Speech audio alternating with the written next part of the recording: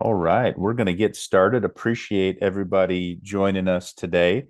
It's our episode 5 of our FuelUp series, not to be confused with our Scale Up series that Jess and I do on different weeks during the month. So, got an exciting topic today and some great panelists. I'm going to ask them to introduce themselves here in just a moment. But our topic today is injecting a hunter mentality into your account management team. I'm really excited about this topic. This was actually presented to us after one of our other Fuel Up series, actually via Adam, who's one of our panelists today. So great to bring that full circle today. I think there's a lot of value and a lot of key points that the panel is going to be able to bring out in the conversation today. So hope you take some notes. Hope you stay with us to the end. We've got a couple good things to offer you as well as we go through. Just in regards to structure today, we're going to follow a similar format. So if you've been with us in the past, you already know this. If this is your first time to one of our webinars on the Fuel Up side, welcome. Appreciate you being here. And really, in regards to structure, it's pretty simple. We're going to spend about 40 or 45 minutes having a conversation with our panelists today about our topic. In those 45 minutes, we've actually got 2 poll questions. So I ask you and encourage you to participate in those polls as well as we go through. And then on the back half of our time, we're going to actually have a Q&A section. So you can actually ask our panelists any questions that you might have. So you'll see at the bottom of your screen, you've got a Q&A chat button there, and you can just pop in there and drop any questions. So if one of our panelists is talking about something specific to our hunter mentality conversation today, by all means, pop it in there. We'll collate those questions and then we'll push them back out to our panelists so you can glean even more information from them and wisdom from them based on their experience. So appreciate everybody being here. So with that, I'd love our panelists to do a little intro of themselves and just a little bit about their experience in the industry. With that, Adam, I'll start with you. Sure. Yeah. Thanks, Shawn, and the group here. Fantastic panelists with Jason and Bobby as well. And I appreciate Attentive AI kind of bringing this to the forefront, right? Super important. I'm Adam Taft. I've been in the industry for roughly 15 years now on both operations and growth and sales side. One of the wider sales leaders here at Down to Earth, based in Florida. Florida-based company. We're excited to be a part of this, Shawn, and really just excited to speak about this very hot topic, right? So it's one of those topics in the market right now that are, maybe under talked about. So it's exciting to maybe get a chance to do that. But I appreciate you guys, and I appreciate the attendees so far that are in. Looks like we've got a group growing here, and super excited to get started. Awesome. Thanks, Adam. Appreciate that intro. Jason, I'll throw it over to you, sir. Yeah, Jason Lewis, market sales manager for Brightview Landscapes. Been in the industry for going on about 25 years now. Been with Brightview for a little over 19 years. So that's something you don't usually see. I'm pretty proud of that. Came from the industry, grew up in a family business, went to Michigan State, got a horticulture degree. So been on both the operations side and the sales side. Really excited about this. I think this is something that's not talked enough about in the landscape world. And so really excited to talk with these individuals about this topic. Awesome. Thanks, Jason. Go green, go white. I former grad there as well. And you're getting a little old saying 25 years in the industry. So I know, we'll don't keep that remind in me. mind. Awesome. Thank you, sir. Bobby, we'll swing it over to you. Yeah, appreciate it, Shawn. Yeah, excited to be here this morning, guys. Bobby Ciampa. I've been in the industry similar to Adam, about 15 years. Started on the ops side and worked my way into the sales side of things. So, yeah, NC State grad in the middle of March Madness here in Raleigh, North Carolina. So, got some good basketball on. But yeah, excited to be here. I think this is a topic that I know you guys have reiterated that the importance of this and what we're going to bring to it. So, yeah, just looking forward to it today. Awesome, Bobby. Fellas, appreciate you walking us through those intros. We've got, if I was calculating right, we've got over 50 years of experience on the call in our panelist group. So I think we're going to have some good conversations. For the sake of time, we're 5 minutes in. I definitely want to jump right in, and I want to start with you, Adam, since you were really the genesis of this actually conversation today, and dropping this in the chat after one of our webinars. And so we talk. You hear a lot about hunter farmer. I've heard that phrase pretty much since I actually got into my professional career. And, I think it's viewed a little bit differently by a lot of different people. And if you're a farmer, you can't succeed if you go out into the sales world. And if you're a hunter, you're going to get bored in the farmer side. I think there's a lot of preconceived notions there. And I kind of want to talk through it, but I want to kind of talk about what your viewpoint is on what is a hunter, what is a farmer, and then maybe some essential skills, and kind of compare and contrast those two if you could get us started there. Yeah, absolutely. Coming from the sales side now, and I've been on the sales side for so long, we talk about that hunter mindset all the time. I mean, that is how we drive our teams. It's how we drive new revenue, new growth, et cetera. Right. And we expect that. It's an expectation. It's a qualification to become a business developer or a salesperson in our industry, somebody who's willing to go out and communicate and really have that opportunistic view, right, on not just life and like personal attributes, but also work, right? Like, how do I find opportunities even in the most inopportunistic times, right? So injecting that hunter mindset, that BD mindset, or that salesperson mindset into the operation side, the account management side, somebody who is, like you mentioned, quote unquote, supposed to be a farmer, right? They're supposed to be the ones that take care of our customers after the sale goes through, right? It's a smooth handoff. They make sure that they cultivate that relationship, they nurture the relationship. And you need a little bit of both on your teams. That's absolutely 100% how you grow a successful and customer first business, right? And organization. But I think it's super important now as we move into the new world of lower budgets because of property taxes lifting, right? We're all feeling that one right now. It's important that our account managers, that the operators in the field start to adopt the, hey, not only are those budgets maybe, our customers' budgets going down and their costs are going up. That's what's happening intra-organization, right? Like, our costs are going up and our budgets are going down. So how do we bridge that gap between that mindset gap between a farmer and a hunter? And believe me, and just like Jason and Bobby will probably echo, you need both, right, to grow a great organization. So, the way I define a hunter, very, very simple, right? Somebody who can communicate well, somebody who can find opportunities in even the most inopportune times. And then a farmer, somebody who can nurture a relationship, somebody who can really grow, through proactive communication, but handshakes and lunches, and the people who are good, and account managers who are good at making a customer feel really good. They aren't super excited about you asking or following up a whole bunch of times or closing a deal. That's not what gets those farmers excited. And again, it's the time and the paradigm shift now of trying to make sure that hunter mindset bleeds into the farmer mindset, because we need account managers in the world now that aren't afraid to ask 26 times, right, for business, that aren't afraid to play the numbers and hear a no from time to time, because that's what's going to happen. So kind of I'm very long-winded when it comes to this subject, but I could keep going and talking about it, but I'd love to hear others' thoughts here on the idea. Yeah, I think what you said, Adam, I picked up two big things, right? And I've had a lot of conversations where, in the industry, it's a different sales time now that we've exited the COVID, stage, right? And Sure. things are getting a little bit more difficult and changing and pivoting a little bit. So I think that's important to note here, that this is probably more important than it's ever been. And then your statement of being able to drive opportunity in opportune times. I love that saying. Put it on a t-shirt, right? And give it to all of our account managers out there. It's very critical to be able to do that as a hunter. So I think that's great insight. Jason, I'd love to get your take on that hunter versus farmer, and then, any essential skills that, you might highlight from a hunter standpoint. Yeah, I mean, I think Adam's spot on. Really, when I look at a hunter, I'm thinking of somebody that can build rapport on a very quick basis, right? You get a farmer, they're ones that are developing long-lasting relationships. They really focus on the rapport when it comes to long-term. So they don't want to really disrupt that apple cart. They really want to just make sure that they're friendly. They have that long-term relationship, and they're going to try to avoid anything that they can to kind of disrupt that relationship, because that's ultimately what drives them.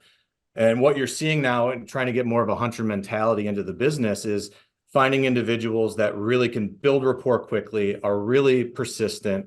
I think have a level of independence. You need to have independence when you're a hunter.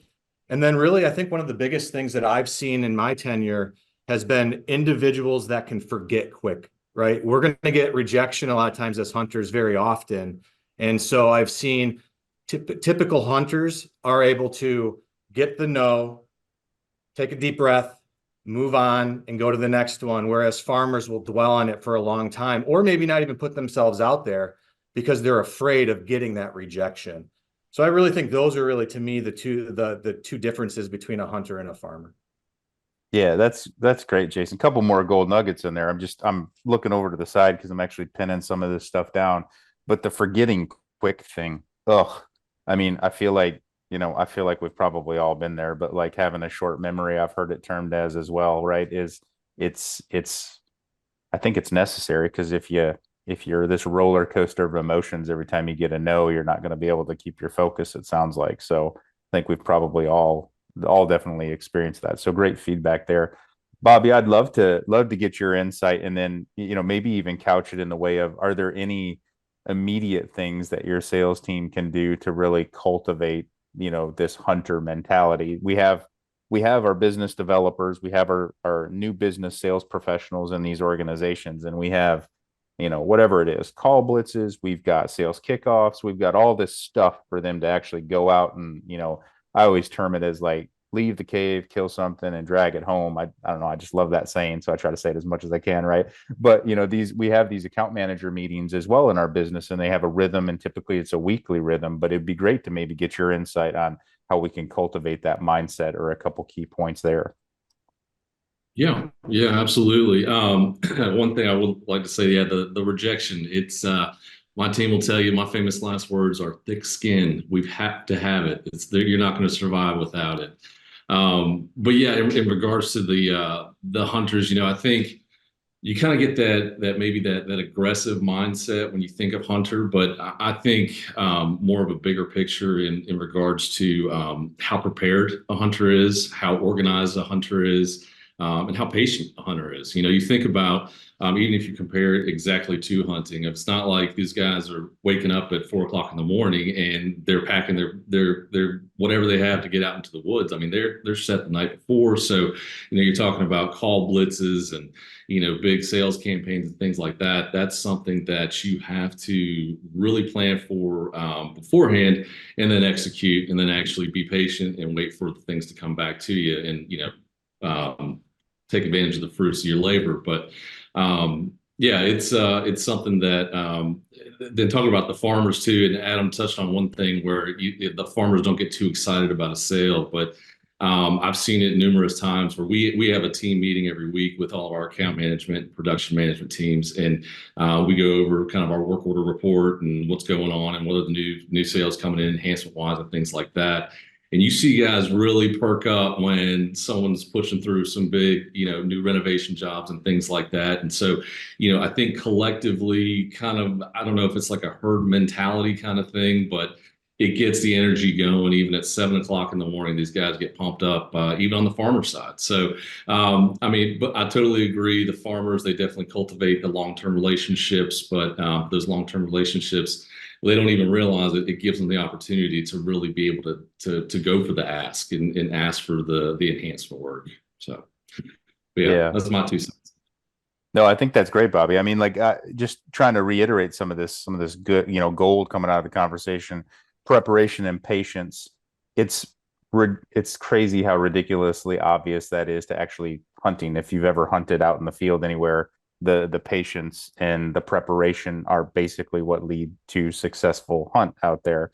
And I've actually personally never like tied that in my head like to a preparation and patience mindset. So I think that's absolutely huge. And then the recognition side, I mean, everybody loves to be recognized. We'll get deeper into that as we go into the conversation, but I think that's key. Celebrating those big wins, not just on the sales side, but also on the actual, work order side or driving revenue inside of an account for that account management. I think that's pretty important. So great conversation there and kind of setting the tone for the hunter mindset. We've got our first poll here. We're gonna pull up and it would be great if you're on the call or on the webinar, you could participate. So which skill do you believe is most crucial for a hunter in sales. And we've got a couple options there: strategic thinking or proactive client engagement, persistence, vigilant to opportunities, or your communication skills. So I think that last one lends itself to what Jason had said with building rapport quickly as well. So be great if you could participate that. And just a simple reminder, if you got any questions of what we're talking about, feel free to drop them in the chat as we go. All right, let's move on to our next point. So, when we think about that hunter mindset, how do you inject that mindset? What does it look like?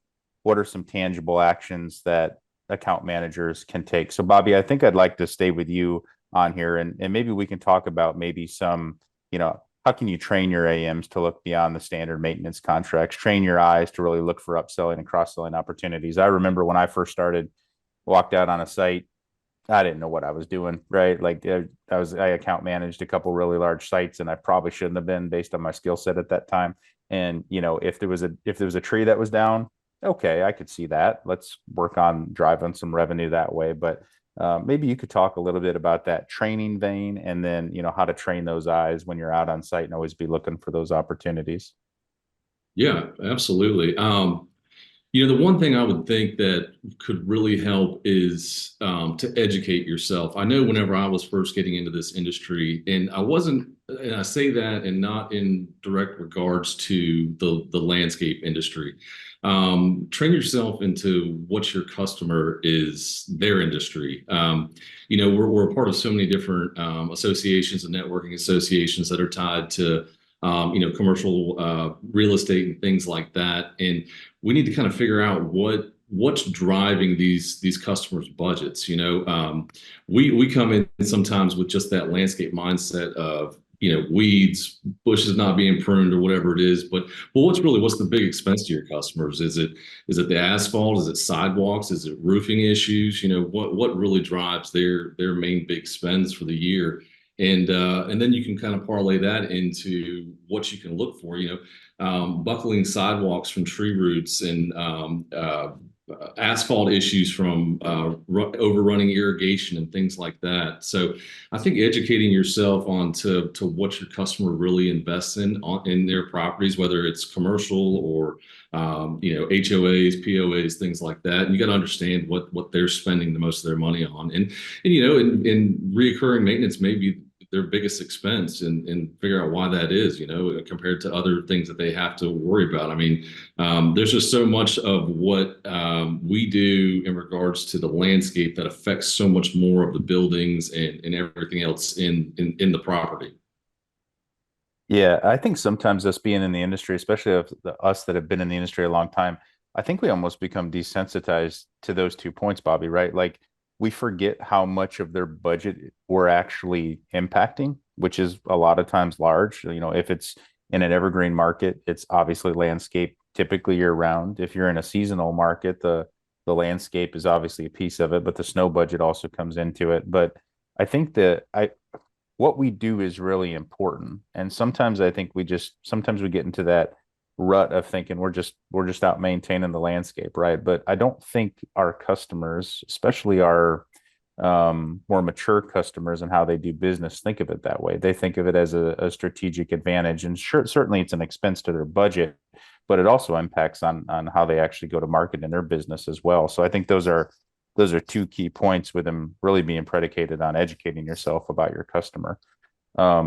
So fantastic feedback there, Bobby. Jason, I'd love to get your take on this, on training your eyes while you're out on the site and really trying to maximize revenue for your current accounts.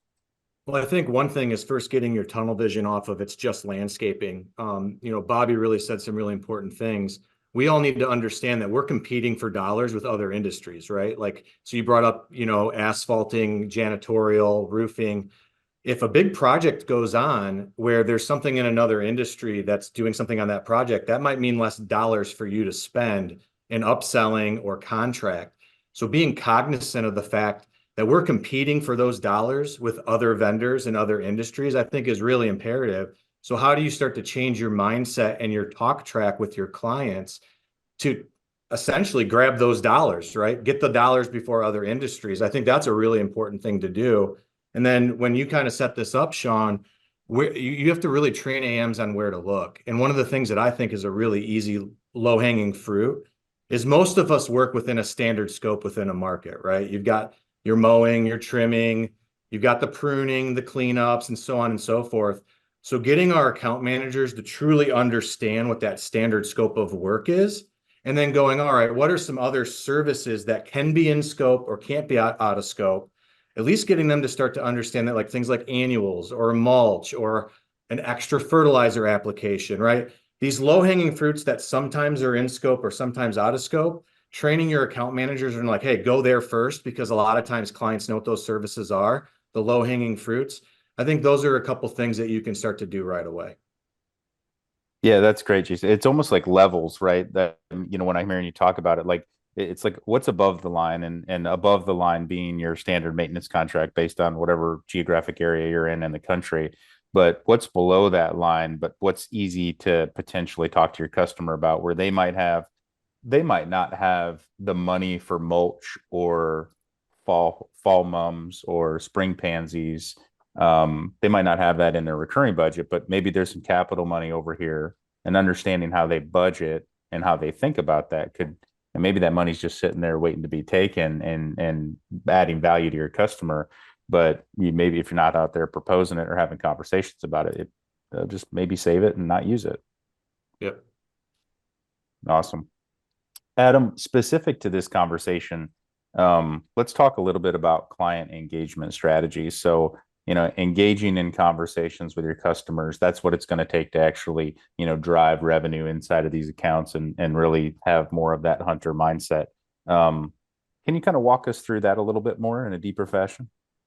Yeah, absolutely. I'm going to step back a little bit because there's so many good pieces that came from Bobby and Jason and Shawn. You obviously did a good job of recapping that, but you mentioned something in that desensitivity that we have because we do it every day. We see grass every day, but there's a numbness there, right? That these account managers who are fantastic at what they do, they walk in and they drive in and they see that the grass maybe or the turf maybe a little bit less than green, but they're used to seeing that, right? So they don't think that it's a large piece for the client, right? And understand, and the best way I've been able to do this, I know I'm stepping back a little bit with account managers, is help them understand, similar to what Jason said and Bobby said, help them understand the why behind it so important, or why it'd be so important for somebody. Maybe they have an event this weekend and the grass needs some extra chemicals, right, to help liven it up, or the shrubs are deteriorating, etc. So I think removing that numbness is the hardest part of an operations team, to get an account manager to then engage with clients on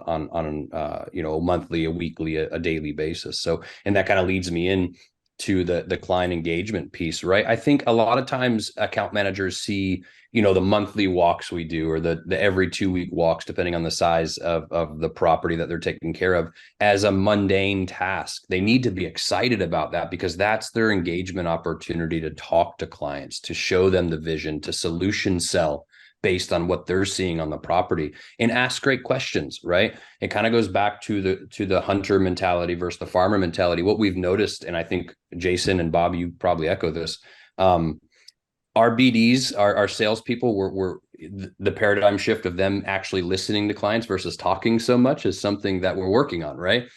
The opposite effect we have with account managers. Farmers typically are the ones that listen for too long and don't offer anything, and don't listen for those nuggets that really mean something to the client, right? If you're driving around a resort in Orlando and they're trying to drive more social media engagement, why not talk about some creative solutions of backdrops for picturesque moments to then, drive straight to social media. So really understanding, when an account manager gets that opportunity to engage with the client, which should be on a rhythmic cadence. It should be every week, every 2 weeks, every month, depending on, how the business is set up. But when they get a chance to do that, really taking notes and listening to the client, but then not the whole concept behind listening, to respond versus listening to understand. Really understand what the client thinks is most important when it comes to their landscaping, because as soon as you tap into that, right, the influence becomes easy. If to them the front entrance is the most important piece, then it's time to maybe get with your designer and redesign a front entrance. So taking that, again, low hanging fruit of what the client thinks is important on a rhythmic basis, making sure that you're proactive in that response is key to being successful and really being a hunter and blending that hunter and farmer mentality. Yeah, great insight there, Adam. I think the cadence, right? That's important with your customers, not only to be visible and understand what's going on the property, but I think too, like you made mention at the beginning of that, like the fresh eyes on the site, right? That account manager, if you're on that site every Monday morning, walking the site, you see that dead bush, you bring it up one time, and then 4 months later, that dead bush is still there. There's a high likelihood that as you walk by that, you're not seeing it because it's just ingrained in your memory. So I think another takeaway too for this might be to actually get some fresh eyes on the site, right? If you're an account manager out on site, bring your operational partner out with you, get some lunch, walk the site together. Maybe their eyes are going to see something differently out on that site rather than you just being on it every time. And I think listening to your customer is another piece here. Like so many times we think we have landscape solutions, but we need to think through the lens of we have business solutions for them. So like to your point, Adam, about driving revenue in the front entrance and being able to get people to like take pictures and tag that resort in that instance on social media drives brand awareness and ultimately could help drive revenue for them as well. So I think that's great takeaways there, fellas. Great topic. So, in any good sales organization, there's always metrics, and a lot of times those are focused on new business. So, Jason, I'd love to get your first take on this from the metric side, but as a sales leader, thinking about it through the account manager lens, what are some KPIs? What are some metrics that we should focus on to really help drive that revenue inside our current customers?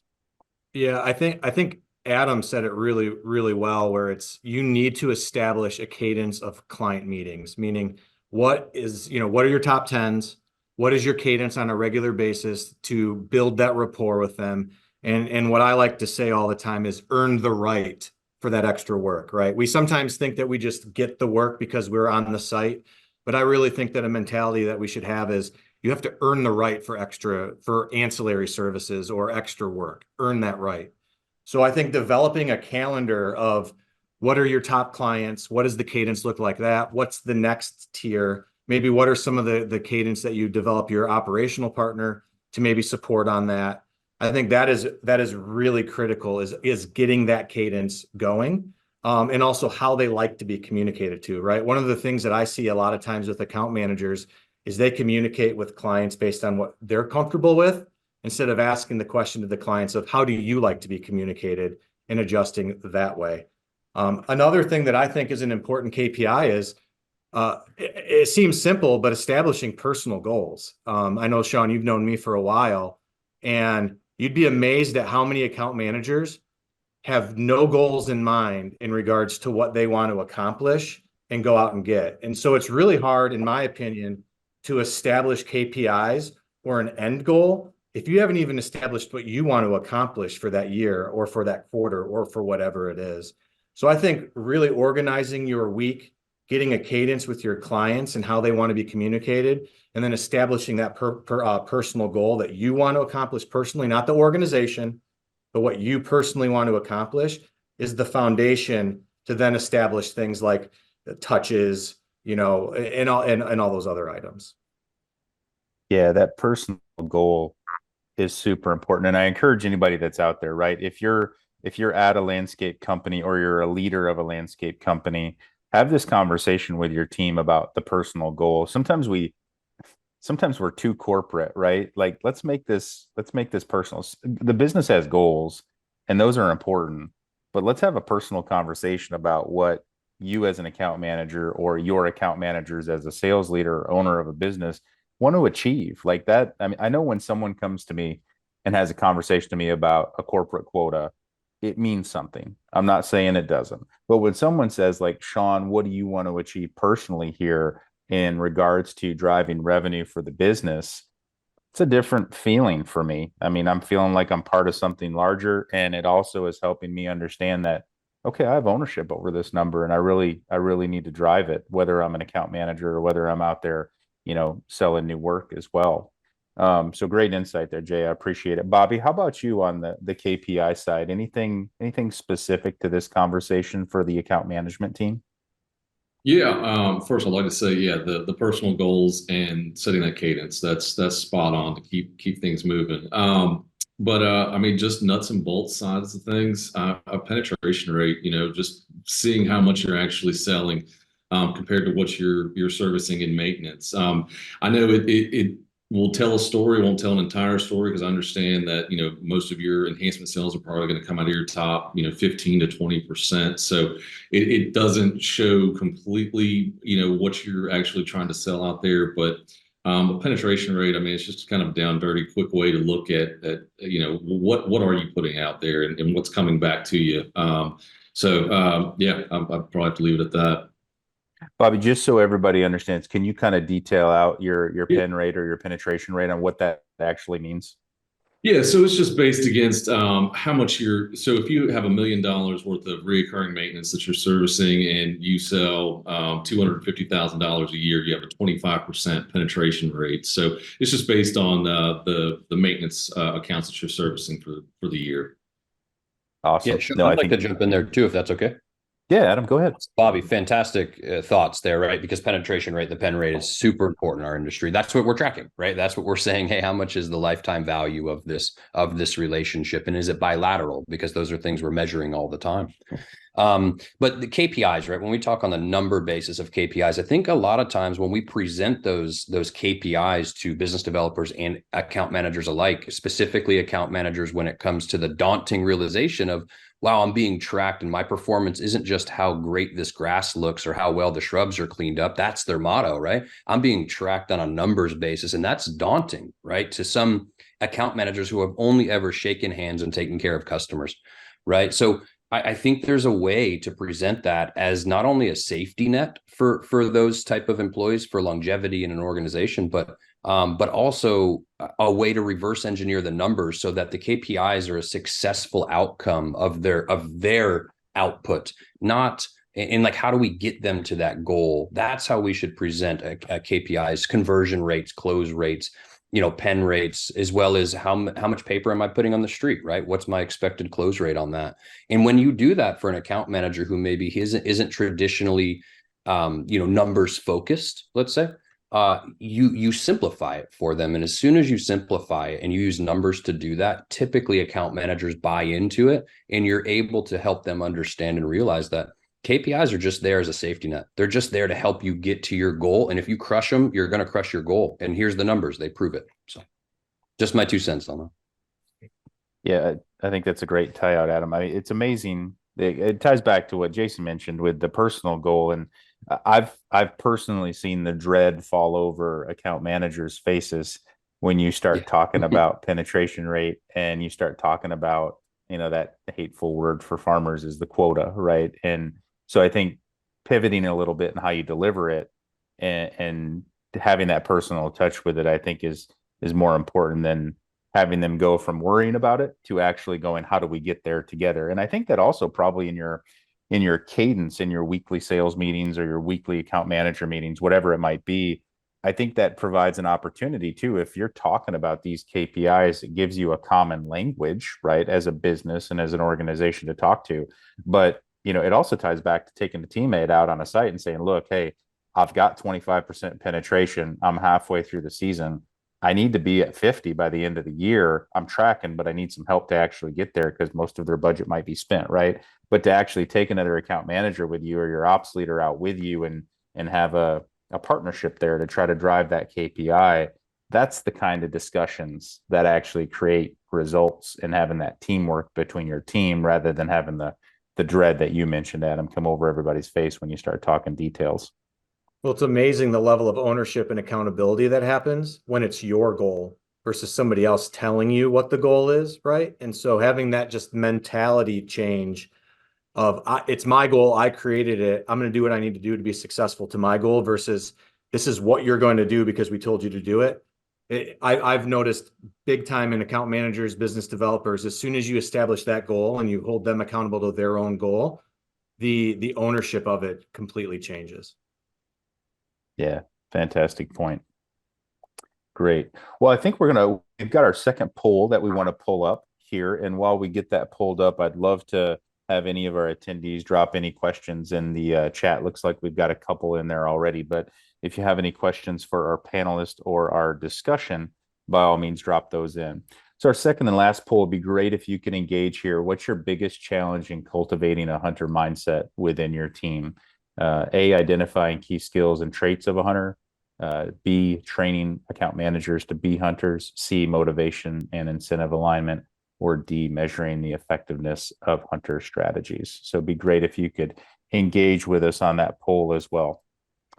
All right, so I think let's go to our next topic. So rewarding the hunt. I think we touched on it a little bit here. Adam, I want to come back to you to kind of kick us off on this session here. But how do we take care of our people? Who are really going out and winning business and really driving revenue inside of our accounts. What is incentives? What is rewarding? What does that culture look like to you? If you can kind of talk us through that. Yeah, and specific to account managers, right? I like to start with this. If you follow me on LinkedIn and you see my background, it's people first focused. Like 100% of the time, it's people first, right? So it's funny, we talk about KPIs and we talk about the hunter mindset, and we talk about what we measure. And we're always, as organizations, and I know I've been at fault at this in the past, running an operations team, I get it. We're always quick to call out when account managers or BDs or salespeople miss their numbers.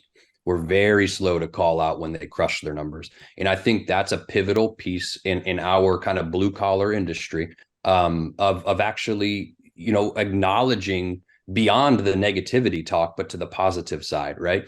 If they missed by 2 points, they missed by 2 points. If you can tell the effort was there, there's still a reward or redemption to be had.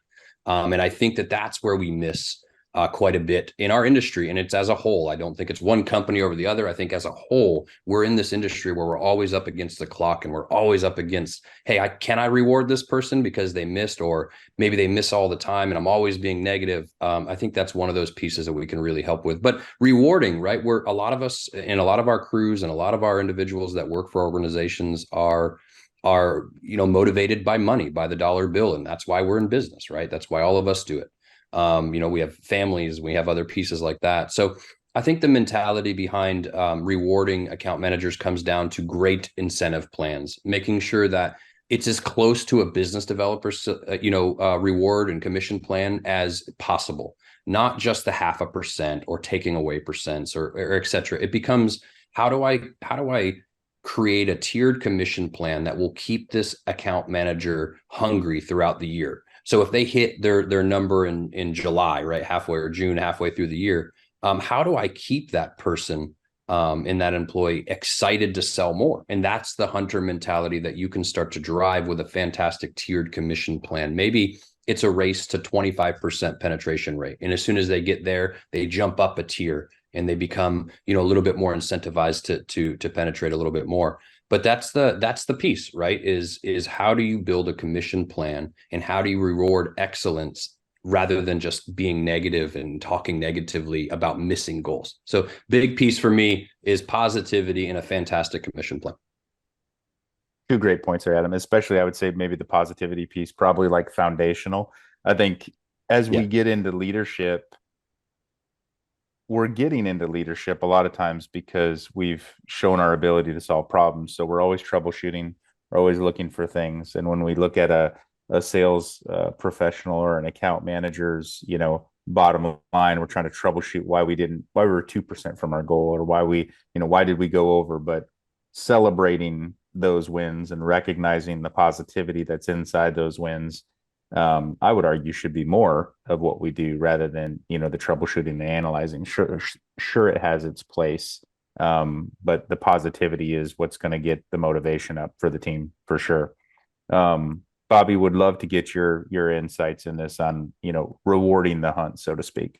Yeah, absolutely. Obviously we're sales folks, and we don't mind the spotlight on us, and maybe some of the farmers, get a little timid when that happens. But like I mentioned earlier, when we're in our branch meetings and the folks get announced of who's brought in, a big sale or something like that. Just you feel the energy in the room, and I think the recognition, whether it's a social media post on LinkedIn, just recognizing the top performer, account manager for the month or quarter or however you want to do it. That self promotion, that internal promotion. I mean, we even do it at boots on the ground level with employees of the month that get reserved parking spots at the front of the office here and things like that. So, I mean, it can go all the way from there to, the top brass. But yeah, the recognition, people, everybody loves a pat on the back. Why wouldn't you? So having that put out publicly, I think is tremendous. And then just like Adam said, I mean, an incentive plan that actually is an opportunity for the account managers to put serious money in their pocket. I mean, it's going to drive that aggressiveness and that want to to actually go after it. Yeah, that's great to hear, Bobby. I've got some thoughts on this as well, but Jason, I'd love to get your thoughts on this topic as well, and then I'll wrap us up here. Yeah, I think we have a tendency in our industry to sometimes overcomplicate incentive plans. So I think just making it simple so that you can follow it is very important. 100% agree with the fact of, you need to create an incentive plan that motivates people to want to do more, to break down those self-imposed barriers, to really get out of their comfort zone and do something that they don't think they can do. So agree wholeheartedly with really tearing that up to make it more, impactful for them to do it. And I think the other piece is tying it in to what the business goals are. We've been in a lot of organizations where incentive plans have been counterproductive to where the organization wants to go in the future. And so I think it's also very important that you tie the incentive plan to the goals of the organization and where they want to go as well. Yeah, great feedback there. I think too, like one of the, to your point, Bobby, on the recognition side, right? Like to have one of your executive leaders walk up to one of your account managers that hit their number or got that big sale, little handshake, maybe slip them a thank you note that, they took a minute Absolutely. to write. Those thank you notes get, pinned up on their bulletin boards above their desks. They take them home and show them to their loved ones. It means a lot personally to them. And I think the other piece to it as well is like having that conversation with your team, like, getting your account manager team, a management team together and just like making it personal again and just saying, team, what we do in this room from a performance standpoint drives promotions. It drives raises. What we're doing affects the lives of everybody that's out there doing the work day to day. And I think to me, coming to that realization in my career, it can be heavy, right? When you talk about it that way, but I think a little heaviness is okay because when, that saying of, to whom much is given, much is there's a large responsibility, right? I slaughtered that. But the idea is there of, there's a responsibility of our account management team to drive revenue and hit those penetration goals because that enables us to give our teams raises. Revenue can equal oxygen for any business.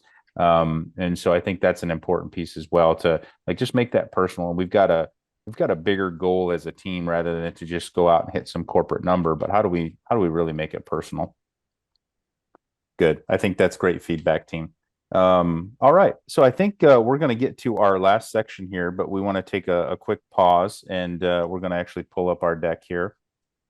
We've got a link in the chat as well for this. So I want to make sure to remind you of this, but would love for you as a webinar attendee to be able to take a look at our Accelerate end-to-end business management platform. And we try to keep this in the same vein. We were talking simple. Our tagline is because tech should be simple. We don't want to overcomplicate it. So I'm not going to go through everything here around the horn here in regards to the what the Accelerate is, but you can see it offers the the Accelerate end-to-end platform really from takeoff to invoice, including Crew app as well. So we've got a great offer for those of you that are attending. You can check the link in the chat, or you can scan this QR code and we'll pull it up in the end as well during a Q&A section. But you can explore Accelerate with a free pilot as well by accessing this QR code. And you get $1,000 worth off your AI powered takeoffs as well. So when you book a pilot, so please take a look at that. We'll pull this up towards the end of the conversation as well. Thank you for that. Just a reminder, quick, continue to drop your questions in the Q&A chat. We've got that live, and we've got some questions in there that we'll tend to hear right after our last point. All right, team, back to the conversation. Tech as a lever. We always try to wrap up our webinars with a technology conversation. So using tech can certainly save time. It can provide some horsepower to what you're already doing as well. So, I think what we'll do, Jason, maybe we'll start with you here on this conversation, but really talking about using technology. Is there any tips, tricks, hacks, whatever you want to call it, that really tie to our conversation today about becoming a better hunter? Yeah, I mean, I think first off, just acknowledging that the days of just everything on a notepad and, kind of moving slow through things is gone. So I'd say first, just getting the mindset of like acknowledging and accepting that tech is going to be a bigger part of the landscape than it's ever been in the history of our industry. I think that's the first thing. Second off, there's a lot of neat things out there that can really speed you up. It's going to allow you to be mobile, which to me, mobile means out on your sites with your customers selling work versus sitting in an office and typing things up. And so I think it's more just a mindset of like understanding like it's okay to be old school, but tech is here. Tech is changing the way we do things. The days of just throw labor at it is not there. So, embracing technology and allowing it to make your business, more efficient is a good thing and something that everybody should take advantage of. Yeah, I love the simplicity there. Question, I'm gonna put you on the spot. Are you fully paperless, or do you still have a pad? I am fully paperless. So this is a big step for you, Jason, because I remember the days of the yellow pad. I have a box with notebooks, and I recently got an electronic notepad that now allows me to email my notes to anybody I want, save notes. So I now have an electronic notepad. So I am fully paperless now. So I have embraced tech and am streamlining things. I mean, I just see Bobby and Adam beaming with pride in you for making that move over to paperless. So I'm I think excited for them. Yeah. No, I think that's great. I think the simplicity of that is like key, right? Like being open and accepting to new technologies is really the foundational and first step to actually using technology as a lever, because I think those levers are going to get bigger and bigger as well as we go. Bobby, would love to get your feedback on this. Any tips, tricks, hacks for the attendees we have in to take away for us? Yeah, absolutely. There are so many inexpensive auditing apps that you can add on your phone or iPad that you can use in the field that by the time you're done with a walk with a customer, it can send them a full report and with detailed pictures, enhancement ideas. I mean, it's just all at your fingertips. It's there. In regards to kind of the topic of, closing enhancement sales and things like that, utilize your CRM. If it has the capabilities of adding a task or a next step, whatever you're using, use that to put reminders in for yourself. I mean, I'm notorious. I live and die by my calendar, and my Outlook calendar has all my follow-up things in there. So I know that I need to touch it. If it's a touch point for every month or every 2 months or whatever it is. And then it alerts me on my phone. It's a quick phone call or text or whatever, just to touch base. But utilize it. It's all right here in our hands. I mean, it's out there. Yeah, Shawn, That's real great. quick, if you don't mind jumping on the back end of that, I know we're running up on time, but adoption rate with account managers, right, in the operations side, adoption rate of new tech has been a struggle, I think, in all of our industries as well. So there's that piece, and I think at the end of the day, it's important to make sure that there's an internal sale there, that just because we're buying new tech, or we're not buying new tech just because we want to, right? We're buying new tech because we want to make you more successful. We want, like Jason mentioned earlier, we want you to reach your goals faster. So if you can do if you can conduct a 40-hour work week, but do 80 hours worth of work because you've doubled your productivity with it, with the great technology that we have, why not, right? If you can double your money and your commission rate because now you're able to double your productivity, why not? So there's that internal sale that needs to start increasing adoption rate in our dinosaur of an industry, because that's the industry we're in, right? And I think Jason is a fantastic example of going straight to paperless everything. Just fantastic. Good feedback, Adam. I can't say the same. I've got one notebook still. So That's why I think I was smiling. I'm still a notebook guy. I get anxiety when I think about leaving. I'm working for a tech company, right? And I got this notebook over here, but we'll get there eventually. I think that's great feedback, Bobby. Adam, thank you so much for that. I think the key takeaway there is, like, I talk to a lot of landscape companies week in and week out, where there's almost two sides of the spectrum, right? On one side of the pendulum, you've got people that buy tech and never use it, and they just got a tech stack that's 10 softwares deep, and it doesn't make any sense, and nothing talks to one another. And then on the other side, you got people that don't adopt tech at all and are potentially going to get left behind on the efficiencies that it provides to the company. So I think, like most everything, there moderation is the key to life, and I think getting the right tech that you can implement and it creates results is certainly important. So with that, team, I think I'd like to move over to our Q&A section. We've got about 9 minutes left here, and we've got a few questions here in the chat that I'd love to cover here. So Kalyani has pulled up our QR code, so you can take a look at that as well as we go through this Q&A period as well. Okay, so first question up, and I think I'll go to you first, Bobby, on this. Can you all share some examples of incentive plans? So we talked a little bit about metrics, and then we talked about rewarding the hunt, so to speak. So anything come to mind specifically, Bobby, on an example of an incentive plan that you've seen that helps drive that revenue? Yeah, I think actually Jason mentioned it earlier. Just make it as simple as possible, and that's one of the things that actually moved me over to GreenView that I'm with now. 6+ years ago, it was just a flat rate incentive plan. I was like, well, no need to pull out the calculator on this one. I mean, it was a straight percentage, and it wasn't an incremental tier of at $250,000 your X, and then at 500,000 your X. It was simple. I think as simple as you can make it, it simplifies it for the team, honestly. Yeah, absolutely. Adam, any other feedback? I know simple is better. Yeah.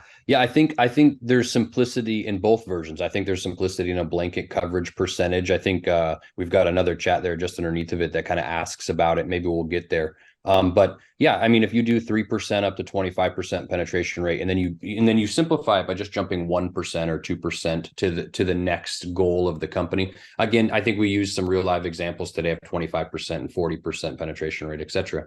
The truth is, we want to keep our account managers and our hunters motivated. And I think you do that through a tiered plan, but again, keeping it simple, like Bobby and Jason have said, not triple tiered, not quadruple tiered, just a simple, here's mid-year and here's your accelerator right after mid-year to make sure that we're selling through the end of the year, right? And I think we can all agree that that's a big issue in our industry, right? We hit our goals, we're happy, we're fed, and how do I stay hungry? And I think a great simplified double tiered program is the way to do that. Whether it's 2%, 1%, 2%, 3%, 4% is up to each of the business's goals, right? Yeah, I think that's key, Adam, is how do you, if you hit your goal, you don't want people to take their foot off the pedal. Like, what if they're doing more than what's asked of them, how can they get rewarded with more? So I think maybe a follow-up to that question, Jason, I'll ask this of you. One of the questions we have in the chat is, what are the tiers do you recommend? And Adam made mention to this on enhancement incentives: 3% up to 25% penetration, 4 up to 50, etc. Do you recommend on incentives for new contract referrals as well? Any thoughts there?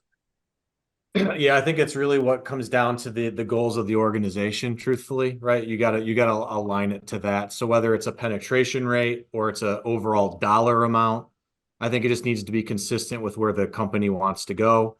We've been part of organizations where one half of your business is incentivized one way and the other half is the other way. And so it didn't really matter because they're all fighting each other. But that the common, the denominator for all businesses, right? Profitable growth, right? We want to grow, we want to be profitable, and we want to do it in a strategic way. So I think the tiers wise, whatever it is, it just needs to align with the other half of the business, which are the individuals that are performing the work. Can it keep pace with what they can do? And at the end of the day, does it line up to where the organization wants to end up? Yeah, I think that's good feedback. Like as a leader in your business, are you casting the vision that is the same vision for every position, right? New sales, account management, ops, your teams, your crews. Are you all tracking and rowing the boat the same direction? I think is key. Jason, I'll stay here with you on this next question as well. Which metric have you found particularly revealing of your team's performance? And we've talked about penetration rate, right? That's a key one to a litmus test by job essentially. But are there any other metrics that you can think of that would be key to revealing your team's performance on this front? Yeah, I think for account managers especially, I do look into close rate. I'm sure all of us have seen and we've been celebrated for an account manager having a 90% close rate. That to me tells me that they're farming work and they're not going out and finding work. So that's a denominator that I look at or would look at is the close rate, right? I'm not saying that, yeah, on the other spectrum, if you're at a 5 or 10% close rate, the conversation is what are you doing? We're wasting a lot of energy and not getting the rewards. But I do think a common denominator for account managers is I see so often it gets celebrated. Oh, you got an 80% close rate. You're fantastic. To me, that means that individual is not going out and finding work. And so I think that's another metric that should be closely monitored. Again, moderation, right? Like let's not throw everything at the wall like spaghetti and see what sticks, but let's also be out there hunting for some work. So, maybe that 90% close rate should look more like a 50% close rate. Obviously should be higher than new business development in my mind. But Yeah. Bobby, any thoughts to that or any additional metrics? Yeah, no, the close rate is very important. I would actually look into proposal count in conjunction with the close rate, only because I say thinking on regards to if you had a new maintenance sale, this is transferable, but if they put out 25 proposals, one of those proposals was $1 million account and it's closed loss, your close rate is going to look significantly less. So I think the close rate is absolutely important, but I think we need to look at proposal sizes and average deal size in regards to how many proposals actually being put out on the street. Yeah. How about margin, Adam? Is that something you're looking at with like the job sold as well? Are you looking at a margin metric as well? Yeah, and again, every business I think in our industry on the enhancement side works on different margins and different different tiers on that side. But absolutely, right. Not only close rate is important, how many proposals they're putting on the street, the average deal size, those three pieces will give you the lay of the land of the individual selling 100%. But then successful completion and then profitable completion, super important metrics because it goes back to what you said, Shawn, which is not just throwing things against the wall to stick. I mean, we can all go out and sell non-profitable jobs all day long. We can undercut each other and we can do it. But that's not the way the world's moving. And it's just not the way that you can build a successful organization. So yeah, the front end metrics pre-close would be average deal size, close rate, how much paper you're putting on the street. Post close is how successful were we and how efficient were we of keeping a profitable job throughout the life cycle of that enhancement. So Yeah, I think that's probably when you're working with your account management team, the pull through to after the job was completed is how does that align with the margin that it was sold at, right? So having a mirror, not a mirror image, but having a similar image of what it was sold for, what it was performed at, and being able to have conversations around that is a real valuable conversation. And it leads to a lot of good coaching conversations as well with your account management team. And then on the flip side, right, if it was poor execution on the ops management side as well, it leads to some coaching there. So you can try to, the idea is that you're matching or beating that margin once you actually perform the work. And you don't want to beat it by too much because that means the estimate was off or, something along those lines. So you want those to be as close as possible to what you're actually doing out in the field as well, so you can plan accordingly. I think that's great feedback. Well, fantastic. I know we're at our time. Bobby, Jason, Adam, I want to thank you all again for sharing some of your wisdom with our industry. That's the whole idea here, is to help bring up smarter and larger and stronger leaders inside of our industry. And I think all your wisdom shared today has helped towards that goal as well. So appreciate you all being on, and thank you for your insights. And to our webinar attendees as well, thank you so much for joining us today. We really appreciate you joining us. Just a quick reminder here, we've got our Scale Up series, not to be confused with our Fuel Up series. We've got our next episode, number 4, of how to generate 10% additional revenue from enhancement sales. So aligned pretty closely with our conversation today. And Jess Volpe, our customer success manager, and I will be actually talking through that together on March 28th at 11 a.m. Central, 12 noon. So same time as this. You can certainly scan that QR code to register. And I believe we also have the link in the chat. So appreciate everybody joining us. Again, Jason, Bobby, Adam, thank you so much for your time. And I hope everybody has a great afternoon. Everybody take care. Thanks so much, everybody. Thank you, Shawn. Guys, take care. Bye-bye. Take care.